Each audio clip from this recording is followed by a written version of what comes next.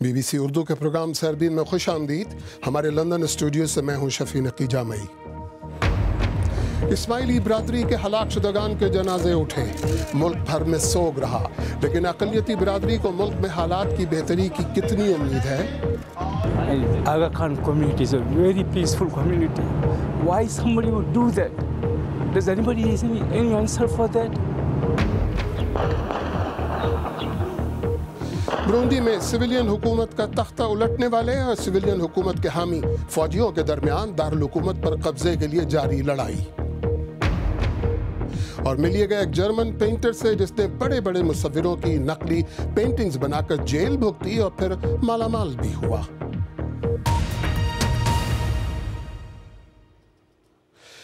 کراچی میں کل اسماعیلیوں کی بہیمانہ ہلاکتوں پر آج ملک بھر میں یوم سوگ رہا۔ ہلاک شدگان کے جنازے اٹھے، نماز جنازہ سخت سیکیورٹی میں ادا کی گئی اور تدفین سخی حسن قبرستان میں ہوئی۔ دری اثنا حکومت اور فوجی قیادت نے ملک میں شدت پسندی کے خلاف جاری آپریشن میں مزید تیزی کا اعلان کیا۔ تفصیل کے ساتھ کراچی سے ریاض سہیل۔ الازہر گارڈن میں صبح آج قطعی مختلف تھی، جہاں لوگ اس وقت ملازمتوں پر جاتے تھے۔ آج ان کا رخ اپنے پیاروں کی لاشوں سمیت قبرستان کی طرف تھا۔ گزشتہ روز بس حملے میں ہلاک ہونے والے 45 میں سے 43 افراد کی سخی حسن قبرستان میں تدفین کی گئی۔ تجارت، صحت اور تعلیم سے وابستہ برادری کیوں نشانہ بنی، سبھی حیران ہیں۔ بہت سے آغا خان پروجیکٹس چل رہے ہیں، تو یہ گورنمنٹ کی پرائرٹی دینی چاہیے کہ وہ کمیونٹیز کو جو ہے پراپر سیکیورٹی فراہم کرے۔ تو یہ درندوں کا کام ہو سکتا ہے، اس کا کوئی اسلام اور انسانیت اور کوئی پاکستان سے جو ہے کوئی تعلق نہیں ہو سکتا۔ Aga Khan community is a very peaceful community. Why somebody would do that? Does anybody have any answer for that? یہ جو جیسے بھی ہوا ہے، یہ آج اس کے لیے کوئی ورڈز نہیں ہیں، اپنی تکلیف کو بیان کرنے کے لیے کچھ کہہ نہیں سکتے ہیں۔ قیام پاکستان سے لے کر آج تک اسماعیلی برادری پر یہ سب سے بڑا حملہ تھا۔ خوفزدہ برادری نے آخری رسومات بھی کڑے پہرے میں ادا کی۔ اسماعیلی برادری پر حملے کی ذمہ داری دولت اسلامیہ نے قبول کی ہے، تاہم اسماعیلی برادری کے روحانی پیشوا پرنس کریم آغا خان کا کہنا ہے کہ حملے کے محرکات سیاسی یا فرقے وارانہ ہو سکتے ہیں۔ واٹر پمپ کی اس مارکیٹ سمیت شہر کے تمام تجارتی مراکز آج بند ہیں۔ شہریوں نے اپنا کاروبار بند رکھ کر اسماعیلی کمیونٹی کے ساتھ اظہار یکجہتی کیا۔ یوم سوگ کا اعلان حکومت پاکستان نے کیا تھا، جس کا سیاسی جماعتوں اور تاجر تنظیموں نے بھی حمایت کا اعلان کیا۔ حکومت اس معاشی مرکز میں دہشت گردی کے خاتمے اور کاروبار بحال کرنے کے لیے کوشاں ہے، لیکن دہشت گردی کے واقعات خوف میں جکڑے لوگوں کی معاشی تنگی کا سبب بن جاتے ہیں۔ مزدور تو زیادہ پریشان ہوتا ہے، آج پریشانی آج کوئی بھی نہیں آ رہا ہے۔ پہلے تو ہڑتال نہیں ہوئی تو کاروبار ہوتا ہے، تو کوئی آ گیا چلے گئے، آج تو کوئی کام آ بھی جائے، نہ سیمنٹ ملے گا نہ بجری ملے گی، کوئی بھی نہیں آ رہا ہے۔ فوجی سربراہ جنرل راحیل شریف کی سربراہی میں ایپیکس کمیٹی نے دہشت گردوں اور ملزمان کی مالی مدد پر نظر رکھنے اور شہر کے مضافاتی علاقوں کی نگرانی کا بھی فیصلہ کیا ہے، تاکہ دہشت گردوں کے حملوں سے بچا جا سکے۔ لیکن تجزیہ نگاروں کا کہنا ہے کہ ماضی میں بھی ایسے فیصلے سامنے آئے ہیں جو صرف اخباروں کی سرخیوں تک محدود رہے۔ ریاض سہیل، BBC نیوز، کراچی۔ اسماعیلی برادری دنیا بھر میں پرامن اور فلاحی کمیونٹی کے طور پر پہچانی جاتی ہے۔ ان کی غیر سرکاری تنظیم آغا خان فاؤنڈیشن کا پاکستان کی ترقی میں بھی خاصا کردار رہا ہے۔ آغا خان ڈیولپمنٹ نیٹ ورک 30 ملکوں میں سرگرم عمل ہے۔ ترقیاتی کاموں کے لیے اس NGO کا سالانہ بجٹ تقریباً $600 ملین ہے۔ پاکستان میں آغا خان ڈیولپمنٹ نیٹ ورک کئی شعبوں میں سرگرم ہے، جن میں سب سے اہم ہے تعلیم، صحت، مائکرو فائنانس، مائکرو انشورنس اور سول سوسائٹی۔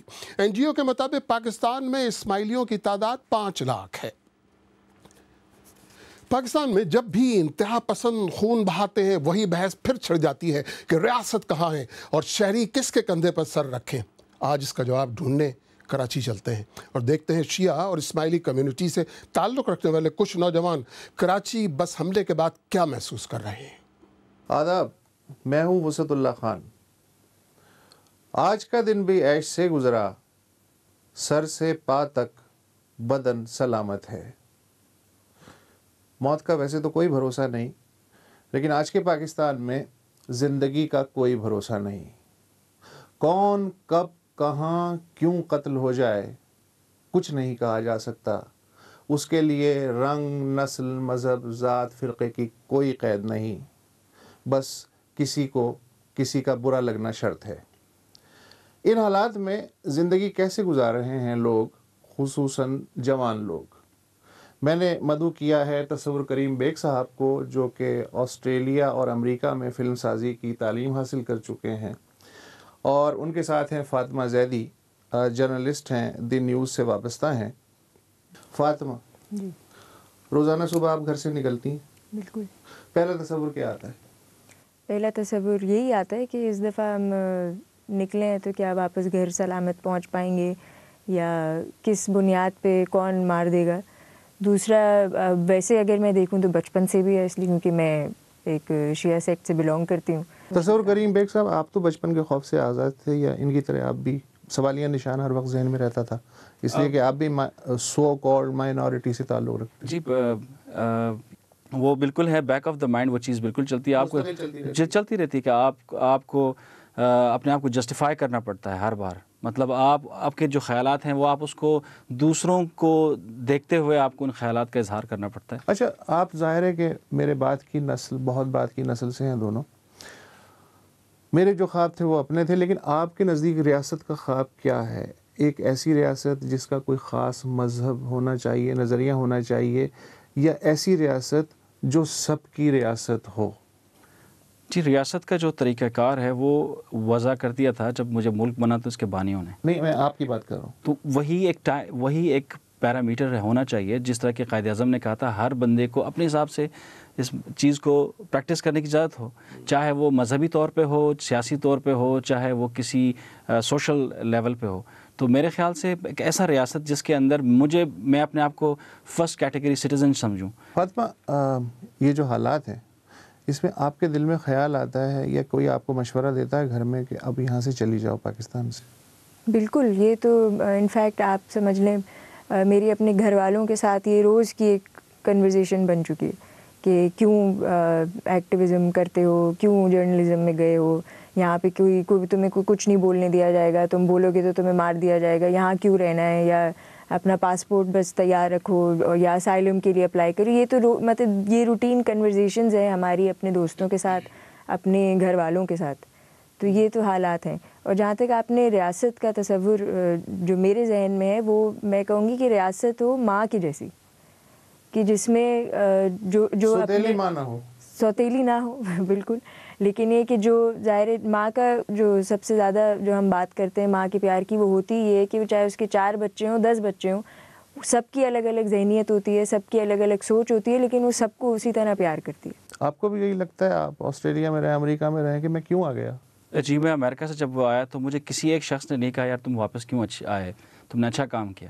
ہر طرف سے مجھے یہ کہا گیا تم وہاں رک جاتے، وہاں تم سلپ ہو جاتے، تم مائنورٹی وہیں پہ اسائلم لے لیتے. اور میں شہر میں آنے کے بعد لیکن وہ جو گٹھن سی ہے، وہ یا لوگوں نے آپ کو جو آپ کے لیے ایک بار لگا دیا، جی آپ اس سے آگے نہیں سوچ سکتے، آپ کی یہ لمٹ ہے، آپ کا کام نہیں ہے. اچھا، یہ جو آپ لوگوں نے گفتگو کی، کیا مجھے یہ سوال پوچھنا چاہیے کہ آپ لوگوں کو حکومت سے کوئی امید ہے؟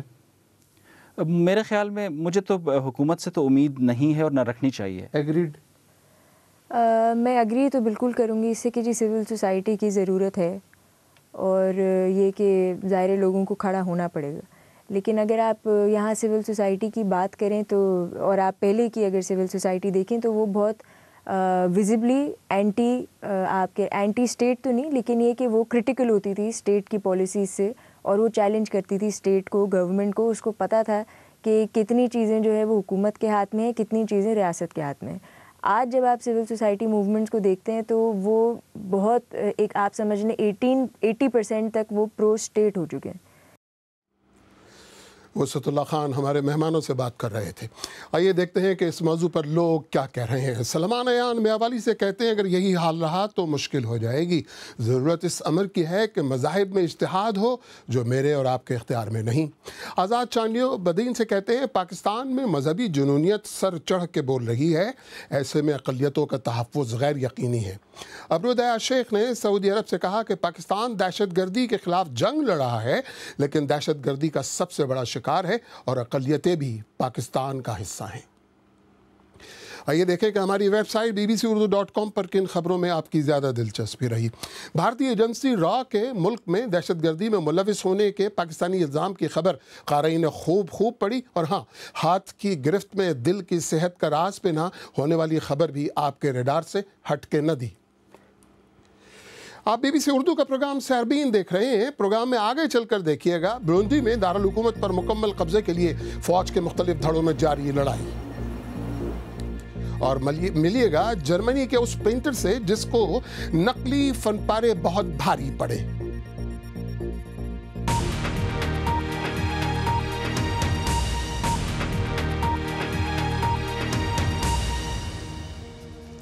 BBC उर्दू के प्रोग्राम सहरबीन में एक बार फिर खुश आमदीद। बुरुंडी में फौजी बगावत की इत्तलात से आलमी तशवीश बढ़ती जा रही है। सदर पियर नकुरुनजीज़ा अपने मुल्क बुरुंडी की सूरत हाल पर होने वाली अफ्रीकी इलाकाई कॉन्फ्रेंस में शिरकत के लिए तंजानिया में थे कि फ़ौज के एक सरकर्दा कमांडर ने इक़्तिदार संभालने का ऐलान कर दिया। ताहम खबरें ये भी हैं कि सदर के हामी और मुखालिफ दस्तों में दारुल हुकूमत बुजुम्बुरा पर कंट्रोल की झड़पें जारी हैं। नामनिगार मौत जूलियन की रिपोर्ट, महपारा सफदर की ज़बानी। कई हफ्तों के एहतजाज के बाद लगता है कि लोग इसी मौके के इंतजार में थे। जनरल गॉडफ्राइड न्यूम्बारी की तरफ से इक़्तिदार संभालने के ऐलान के साथ ही हजारों लोग फौजी दस्तों के साथ रक्स करते दारुल हुकूमत की सड़कों पर निकल आए। ये अवामी फतह है। हम पर गोलियां चली मगर हम खड़े रहे और बिलाखिर अवाम जीत गए। पुलिस ने सदर के खिलाफ एहतजाज को पुरजोर दबाने की कोशिश भी की थी, जिससे अफरा तफरी भी फैली। 2 हफ्ते पहले सदर की तरफ से तीसरी बार इलेक्शन लड़ने के ऐलान के खिलाफ एहतजाज के दौरान अब तक मजमूई तौर पर 18 लोग मारे जा चुके हैं, जबकि तशद्दुद बढ़ने के खदशात के बायस 50,000 से ज्यादा लोग अपने घर छोड़ गए हैं। लेकिन सदर अब भी मुसर हैं कि मुल्क में पुरअमन इलेक्शन हो सकते हैं। 90% बुरुंडी में अमन सुकून है, और अगर आप बुजुम्बुरा से बाहर जाएं तो आप खुद भी देख सकते हैं। मुझे जरा भी शुबा नहीं है कि हम कामयाबी से इलेक्शन करा सकते हैं। बुरुंडी में लोगों का पैमाना इस सब्र लबरेज हो चुका है। मुल्क के सियासी कज़िये का जो भी नतीजा निकले, इससे अफ्रीका में अवाम की ख्वाहिश के बरअक्स इक़्तिदार से चिमटे रहने के ख्वाहिशमंद रहनुमाओं को जरूर एक सख्त पैगाम जाएगा। अफगान दारुल हुकूमत काबुल के गेस्ट हाउस पर तालिबान जंगजुओं के एक हमले में 14 अफराद मारे गए हैं। ये गेस्ट हाउस गैर मुल्की मेहमानों के क़याम के लिए मारूफ था, और हलाक शुदगान में 4 इंडियन, 1 अमरीकी शहरी और 2 हमलावर शामिल हैं। हमलावरों से मुकाबले और 50 के लगभग यरगमालियों को रिहा कराने में पुलिस को 5 घंटे लगे। भारतीय वज़ीर आज़म नरेंद्र मोदी 3 रोज़ा दौरे पर चीन पहुंचे हैं। तारीखी एतबार से एशिया के इन 2 बड़े मुल्कों के दरमियान ताल्लुकात सरहदी तनाज़ात के सबब कभी भी खुशगवार नहीं रहे। वज़ीर आज़म मोदी चीन के सदर शी जिनपिंग के साथ मुलाकात के बाद बीजिंग और शंघाई की राह लेंगे। अमरीकी ऐवान नुमाइंदगान ने नेशनल सिक्योरिटी एजेंसी की जानिब से लाखों अमरीकियों की टेलीफोन कॉल्स को रिकॉर्ड जमा करने का प्रोग्राम खत्म करने का कानून भारी अक्सरियत से मंजूर किया है। अब सिक्योरिटी इदारे सिर्फ अदालत की इजाजत से ही दहशतगर्दी के शुबे की बुनियाद पर किसी की निगरानी कर सकेंगे।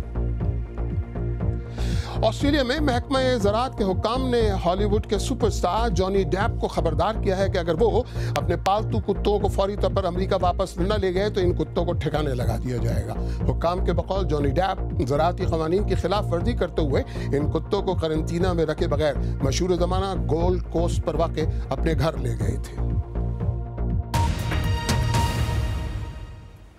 कभी कभी नकल असल पे भारी पड़ती है और झूठ का जादू सर चढ़ के बोलता है, लेकिन ऐसा जहाँ था आर्जी होता है।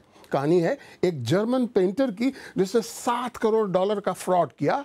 बेगम साहिबा भी फन में बराबर की शरीक थी। पकड़े गए, जुर्माना हुआ, कैद हुई, लेकिन फिर भी चांदी, क्योंकि अब अपने ही नाम की पेंटिंग्स भी करोड़ों की हैं। नामनिगाह फ्रैंकी मैकैम्बली की रिपोर्ट, एमन ख्वाजा की ज़बानी। कुछ लोग इन्हें जीनियस कहते हैं तो कुछ एक मुजरिम जिन्होंने कई लोगों के साथ करोड़ों का फ्रॉड किया। सिर्फ एक गलती हुई और वो थी एक दस्तखत। बस दस्तखत गलत थे, इसलिए मुझे कैद हुई। पेंटिंग की वजह से नहीं, दस्तखत की वजह से। آپ پچھتاتے ہیں کہ آپ نے پینٹنگ کو کسی اور کا نام دیا؟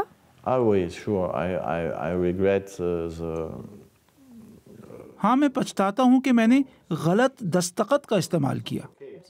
وہ کہتے ہیں کہ وہ پینٹنگز کی نقل نہیں اتارتے تھے بلکہ کسی مصور کے کام میں کمی کو پورا کرتے تھے اور پھر ان کی اہلیہ ہیلن پینٹنگز کی فروخت کرتی تھیں۔